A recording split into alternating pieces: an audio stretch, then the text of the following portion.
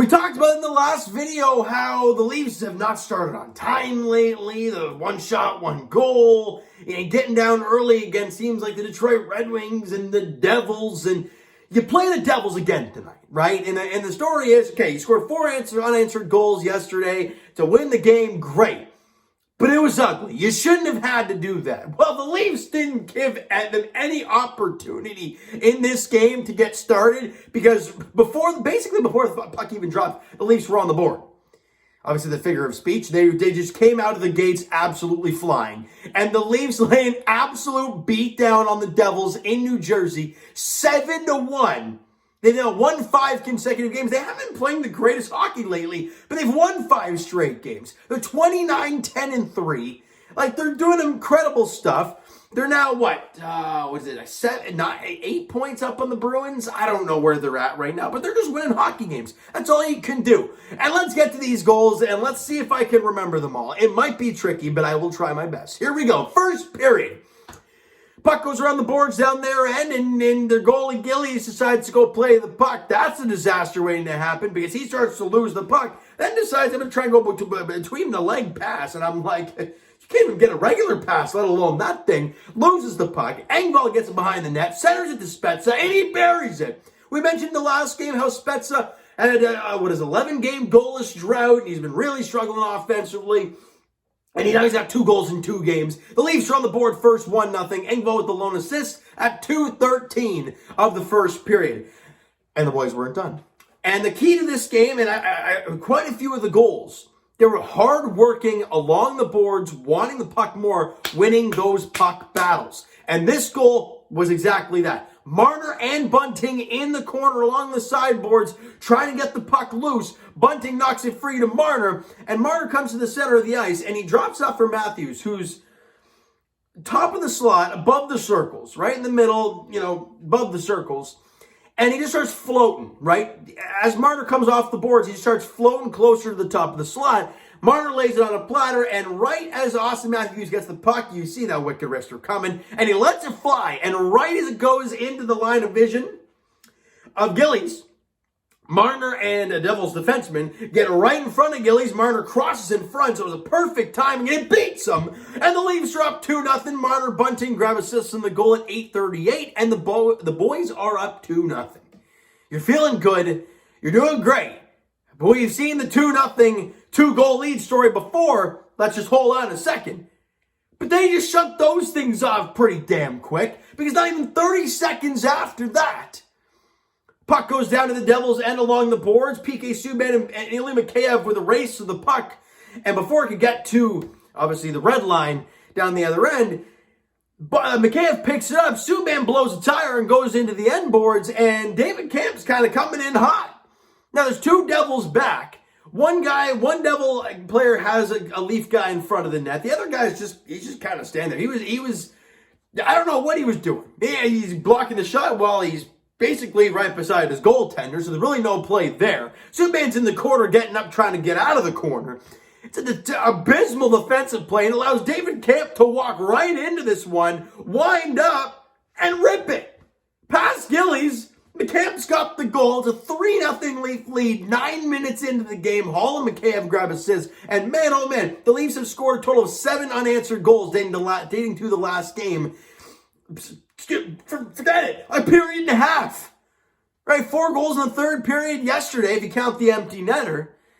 And they got the first 3 in this one. Oh, but they weren't done. Under 5 to play in the period. Again, hard-working play, wanting the puck more. David Severson behind his own net. Austin Matthews goes behind the net, strips him of the puck, centers it to Mitch Marner, and he buries it for his 7th goal in 7 games. The man has scored in 7 consecutive games. Marner, we talked so much about how Mitch has a good shot. The guys just have to use it. Now, when you're getting golden opportunities and great setups, yeah, of course you're going to shoot the puck when you get those. But 7 goals in 7 games, we have not seen Marner shoot like that before. And he's on fire. That goes at 15:51 of the first period. Excuse me, we don't even have the second period yet. Matthews with the lone assist, and the Leafs are up 4-0 in the first period. Shots on goal are 18-9 in favor of the Leafs. And they've scored, dating back to the last game, 8 unanswered in 2 periods. It's just ludicrous. We go to the second period, and I see if I can remember this. I believe this it was a beautiful feed. I think this went off. Yeah, this was one that they tried to break the puck out of their own end. It hits David Camp's skate and turns around everybody, and the Leafs are back on a short 2-on-1 with Marner and Bunting. Marner to Bunting to the back of the net. The Sharper native stays red hot, and Camp gets an assist. I mean, his skate does, but who cares? And the Leafs have a 5-0 lead, 8:25 into the second period, and they weren't done. Leafs win in a zooming offensive zone face-off, and the puck gets back to the point, and Wayne Simmons ends up getting it. And it was a nice little forehand to the backhand, and a nice little backhand feed. I believe it's a backhand feed. To Pierre Engvall, who's kind of sitting there at the top of the circle, and he just rips it. Just rips it past the goal. I think it might have been Schmid in the net at the time. I don't know. Whoever the hell it was in net. They bury it past him anyways, and it is a 6-0 Leaf lead. Engvall from Simmons at 15-12 of the second period, and this is just getting kind of bad at this point. Shots on goal 10-9 in favor of the Leafs in the period, and they are up 6-0 going into the third. Now, Jack Hughes scores one at 3:31 of the third period. Kind of a stinker, though. Jack Campbell, he'd been great all game, and he had a great game statistically, too. But that goal, it wasn't pretty. It wasn't a pretty one at all, And the Leafs weren't done, though. they just weren't done. Mitch Marner. No, I forgot how this one went in. You guys can remind me this one. Mitch Marner scores an unassisted one at 5:51. It may have been an awful turnover, and then Mitch Marner buries it for a second of the game and 8 goals in his last 7 games. Ridiculous. Absolutely ridiculous. Mitch Marner stays red hot. The Leafs stay red hot. Marner with a 4-point night in the game, 2 goals and 2 assists. He's been phenomenal, all right? Now, the Leafs, with the 7-1 win, as I mentioned, have won 5 consecutive games. They're 19 games over the 500 mark. They're 29-10. And at the informal, well, actually, you know what? They're 1 game over that first half of the season. They're at 42 games. And the All-Star break is upon us. Jack Campbell, Austin Matthews are all going to enjoy that. I don't believe Mitch Marner is going because he hasn't played an insane amount of games. Either way, Matthews and Jack Campbell are going to enjoy it like crazy. And it's just going to be a lot of fun. And for us, it's a little bit of a time off, a little bit of a break from the Toronto Maple Leafs. And it might be a good thing for Leafs Nation to kind of take a step back and win 5 straight going into the All-Star break. Feeling pretty solid about yourself. Now, let's get to by the way, in the third period, where shots were 14-8 in favor of the Devils. They really dominated the third period in shots. Shots in the game, though, 36-32 in favor of the Buds. Now, the Leafs were 0 for 2 on their power plays. The Devils were 0 for 3 on their power plays. Special teams, no, nothing really doing there. No shorties in the game today, right? Jack Campbell was a key cog in this game. Sorry, guys. And I know my aunt's going to kill me for that. But hey, either way, you know what I mean? It's late at night. I'm tired, and I'm trying to pound this one out for you guys, all right? Now, Jack Campbell, 1 goal on 32 shots. He was phenomenal. He was absolutely phenomenal. Other than that 1 goal that he allowed in the stinker from Jack Hughes in the third period, but you're up 6-0 at the time, so a little stinker's not going to kill us no matter what. A goal on 32 for Jacko. Soupy was much better in this one, especially after that rough start yesterday, getting pulled yesterday, and Mrazek doing a job, a goal on 20 shots yesterday. Jack's 3 on 9, not pretty. Goes out there tonight, 1 on 32. And the team did play a lot better in front of him, and they gave him a massive lead to work with, but that's kind of, I think, what he needed. He needed a game where it didn't really matter what the score was. It's not like he was back against the wall. No, go out there, make your stops. And he did. So a good job from Jack Campbell. Key guys, points-wise, Mitch Marner, 2 goals, 2 assists. Michael Bunting with a goal and an assist. Austin Matthews with a goal and an assist. David Kemp with a goal and an assist. And Pierre Engvall with a goal and an assist in this one. And the next game of the Toronto Maple Leafs, yeah, it's no Devils Detroit hockey. No. You welcome in Frederik Andersen and the Carolina Hurricanes, one of the best teams in the NHL, if not the best team in the NHL.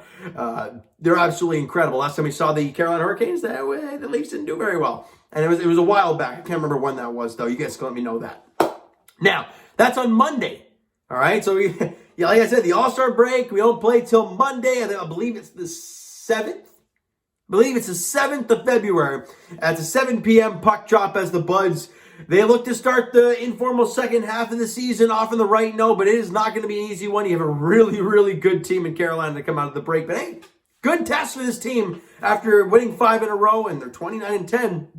Let's put that record to use against a really good team in the NHL. Possible playoff opponent down the road. You never know. All right? So you know what, Leaf fans? That is going to do it for this one. It's going to do it for the first half of the year. Smack the like Monday. You know what? I can speak English sometimes, right, when I do these outros. Smack that like button if I do appreciate that. If I do, holy, hit the subscribe button if you guys not already. I'm not even going to say that one. You guys know what I'm going to say anyways.